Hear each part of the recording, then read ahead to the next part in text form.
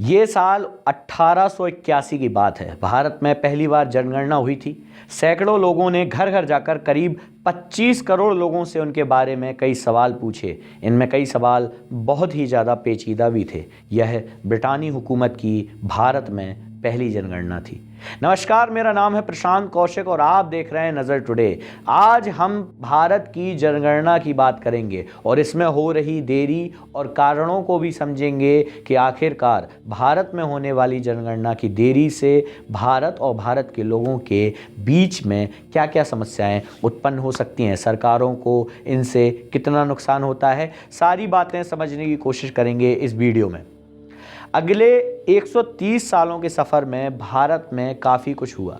इस दौरान भारत 1947 में आज़ाद भी हुआ। आज़ाद भारत ने पाकिस्तान और चीन के साथ युद्ध का सामना भी किया। सामाजिक और आर्थिक संकट भी समय समय पर आते चले गए, लेकिन इस दौरान भारत में जनगणना का सिलसिला हर 10 साल में एक बार जारी रहा। हजारों लोग पर्यवेक्षक के तौर पर जनगणना के दूसरे मानकों के अलावा लोगों की नौकरी, उनकी आर्थिक स्थिति, उनके पलायन, सामाजिक सांस्कृतिक पहचान से जुड़ी पहचान को चिन्हित करके देश भर में घर घर जाया करते थे। यह एक महत्वाकांक्षी अभ्यास है जिसके जरिए प्रशासकों, नीति निर्माताओं, अर्थशास्त्रियों और जनसंख्याविदों को ढेर सारे आंकड़े मुहैया होते हैं। ये आंकड़े उन लोगों के लिए भी उपयोगी हैं जो यह जानना चाहते हैं कि दुनिया भर में दूसरी सबसे बड़ी आबादी वाला देश भारत किस दिशा में आगे बढ़ रहा है। दरअसल इन आंकड़ों की बदौलत ही सरकार राज्य को बजट आवंटित करती है।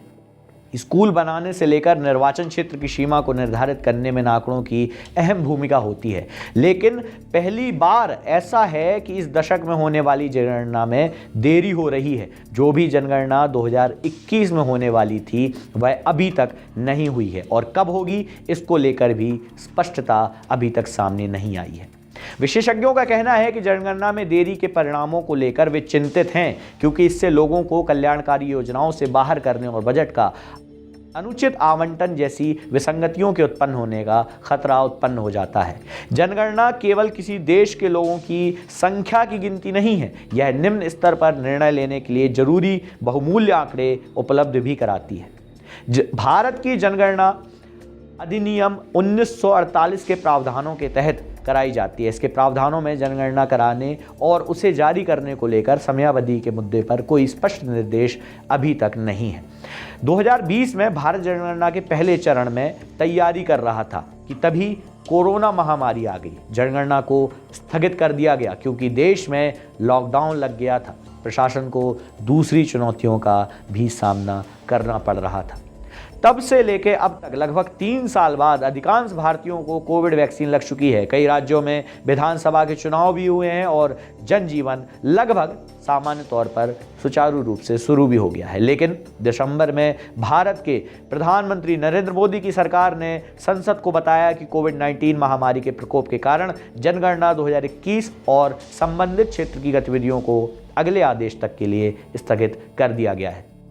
इसके कुछ सप्ताह बाद ही भारत के रजिस्ट्रार जनरल ने कहा कि प्रशासनिक स्तर पर सीमाओं की यथास्थिति बनाए रखने की समय सीमा इस वर्ष 30 जून तक बढ़ा दी गई है। यानी कि जनगणना के दौरान राज्य और केंद्र के शासित प्रदेश जिलों, कस्बों और गांवों की सीमाओं में अब कोई भी बदलाव अभी फिलहाल नहीं कर सकते हैं। इस आदेश के बाद जनगणना कम से कम सितंबर 2023 तक तो नहीं ही हो पाएगी। अच्छा, इस पर विशेषज्ञों की क्या आशंका है, क्या उनकी राय है और इस जनगणना को लेकर विशेषज्ञ क्या कहते हैं, चलिए आपको ये भी बताने का प्रयास करते हैं। विशेषज्ञों को इस बात की आशंका भी है कि 2024 के अंत से पहले जनगणना संभव नहीं है, क्योंकि इस साल के पहले हिस्से में देश भर में आम चुनाव होंगे। अधिकांश विशेषज्ञ मानते हैं कि इस देरी का एक तात्कालिक परिणाम सार्वजनिक विवरण प्रणाली पर दिख रहा है। इस योजना के तहत सरकार गरीबों को खाद्यान्न और अन्य आवश्यक वस्तुओं की आपूर्ति कराती है। सरकार अभी भी 2011 की जनगणना के आंकड़ों के मुताबिक यह सब तय कर रही है कि इस योजना से लाभ लेने वाले कौन कौन लोग होंगे। ऐसे में अनुमान है कि करीब 10 करोड़ लोग इस योजना के दायरे से बाहर हो जाएंगे। इन तीनों ने अपने शोध और अध्ययन में राज्यों के द्वारा जारी किए गए जन्म मृत्यु दर, गृह मंत्रालय के जनसंख्या के आकलन का इस्तेमाल किया गया है। कई विशेषज्ञ मानते हैं कि बड़े राज्य, खासकर उत्तर प्रदेश जैसे बड़े राज्यों में कहीं अधिक लोग कल्याणकारी योजनाओं से वंचित रहने वाले हैं। वैसे कोरोना महामारी के चलते हुई देरी से पहले भी 2021 की जनगणना एक विवादास्पद कवायद बन चुकी थी। उस समय सरकार ने कहा था कि वह जनगणना के साथ साथ राष्ट्रीय जनसंख्या रजिस्टर यानी कि एनपीआर को अपडेट करने के लिए जनसंख्या सर्वेक्षण भी करेगी। लेकिन आलोचकों ने इस पर आरोप लगाया था कि एनपीआर एक ऐसी सूची होगी जिससे संदिग्ध नागरिकों को यह साबित करने के लिए कहा जाएगा कि वे भारतीय हैं अथवा नहीं। यह आलोचना 2019 में पारित विवादास्पद नागरिकता कानून की पृष्ठभूमि में भी की जा रही है। इस कानून के विरोधियों का कहना है कि यह कानून देश के 20 करोड़ से ज्यादा मुस्लिम नागरिकों को निशाना बनाने के लिए किया गया है। इस कानून के खिलाफ देश भर में महीनों प्रदर्शन देखने को भी मिले थे। कई विपक्षी और क्षेत्रीय नेताओं ने मांग की कि केंद्र सरकार इस जनगणना में जातिगत जनगणना भी करा दे। विशेषज्ञों का मानना है कि इससे हिंदू वोटों में दरार आ सकती है और सत्तारूढ़ भारतीय जनता पार्टी को बहुत बड़ा नुकसान हो सकता है और कई जातिगत समूहों से आरक्षण की मांग भी लगातार बढ़ने वाली है।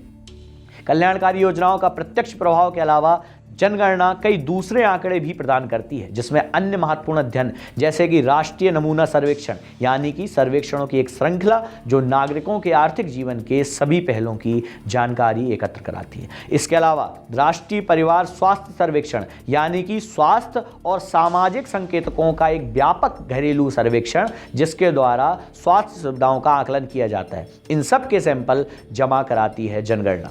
हालांकि राज्य और कुछ मंत्रालय अपने स्वयं के सर्वेक्षण करके इस डेटा को अंतर को कम करने का प्रयास कर सकते हैं। उदाहरण के लिए बिहार की मौजूदा सरकार जातिगत जनगणना करा रही है जिससे दूसरे मानकों की जानकारी भी उनको मुहैया कराई जाएगी। लेकिन ज़्यादातर विशेषज्ञों के मुताबिक यह केवल काम चलाऊ उपाय है। जनगणना जैसे विश्वसनीय राष्ट्रीय सर्वेक्षण का कोई और विकल्प है ही नहीं। यह देश में सभी लोगों की गणना करता है। वह यह भी बताती है कि राज्य और देश की आबादी कभी भी स्थिर नहीं होती है। मौजूदा केंद्र सरकार के जारी आंकड़ों की गुणवत्ता और कई दूसरे सर्वेक्षणों को जारी करने में देरी भी इस बात पर सवाल उठा रहे हैं और ऐसे में जनगणना को लेकर अनिश्चितता लगातार नजर आती चली जा रही है। उदाहरण के लिए समझते हैं, 2019 में मीडिया रिपोर्ट्स में कहा गया था कि बीते 4 दशकों में पहली बार उपभोक्ता खर्च में गिरावट देखने को मिल रही है। इसके बाद सरकार ने कहा कि वह गुणवत्ता नहीं होने के चलते साल 2017-2018 के एक अहम सर्वे के आंकड़े जारी नहीं कर रही है। नोबेल पुरस्कार विजेता अर्थशास्त्री एंगस डेप्टन ने सहित 200 से अधिक अर्थशास्त्रियों, शिक्षाविदों और पत्रकारों ने एक बयान जारी कर सरकार से आंकड़ी जारी करने का अनुरोध भी किया था। उन्होंने सरकार के सामने कई दूसरे महत्वपूर्ण मुद्दे को भी उठाया था। उन्होंने अपने बयान में कहा था कि देश के लिए एक मूलभूत महत्व की बात है कि सांख्यिकी संसाधनों को राजनीतिक हस्तक्षेप से स्वतंत्र रखा जाए और सभी आंकड़ों को स्वतंत्र रूप से जारी करने की अनुमति प्रदान की जाए। भारत सरकारें और कई सारी राज्य सरकारें अपने अपने तौर पर जनगणना और जातिगत जनगणना, जैसे कि आपको पहले भी उदाहरण दिया, बिहार की सरकार जो जातिगत जनगणना करा रही है, जनगणना से होने वाले लाभ और हानियां आपको मैंने इस वीडियो में बताई। लाभ और उसको समझने की कोशिश इस प्रकार से कर सकते हैं कि जब जनगणना होती है तो पता चलता है कि भारत और भारत में रहने वाले जो लोग हैं उनकी संख्या कितनी है, कितने लोगों के लिए लाभकारी योजनाएं बनानी अभी बाकी हैं, किन किन लोगों को शिक्षा अभी नहीं मिली है, लोगों की आर्थिक स्थितियां कैसी हैं। इसीलिए जानकारी और जनगणना भारत देश के लिए और किसी भी देश के लिए अति महत्वपूर्ण बन जाती है। समय समय पर होने वाली जनगणना से एक और आंकड़ा पता चलता है कि देश में बढ़ती जनसंख्या के कारण किन किन मुद्दों की और किन किन समस्याओं का भारत को सामना करना पड़ रहा है। जैसे बढ़ती जनसंख्या सबसे बड़ा कारण बन रही है नौकरियों के ना होने का, रोजगार कम होने का सबसे बड़ा कारण जनसंख्या बनती है। फिर जनसंख्या की वृद्धि के कारण क्षेत्रफल भी लगातार कम होता चला जाता है, क्योंकि अगर जनसंख्या बढ़ेगी तो मकान बढ़ेंगे, घर बढ़ेंगे, बढ़ेंगे और घर जब बढ़ेंगे तो क्षेत्रफल कम होता चला जाएगा, जिससे जनसंख्या बढ़ने के कारण जंगलों की, हमारे खेतों की कटाई भी लगातार बढ़ती चली जाएगी। तो इसीलिए जनगणना और जनसंख्या पर नियंत्रण लगातार इस देश में ज़रूरी भी है। भारत सरकार या राज्य सरकार अपने अपने तौर पर कई सारी जनगणनाएं कराती रहती है और उनकी लाभकारी योजनाओं को भेजने की मांग भी उठाती रहती है। कई सारे विशेषज्ञ ये मांग करते हैं कि जनगणना होना अवश्यंभावी है, ज़रूरी है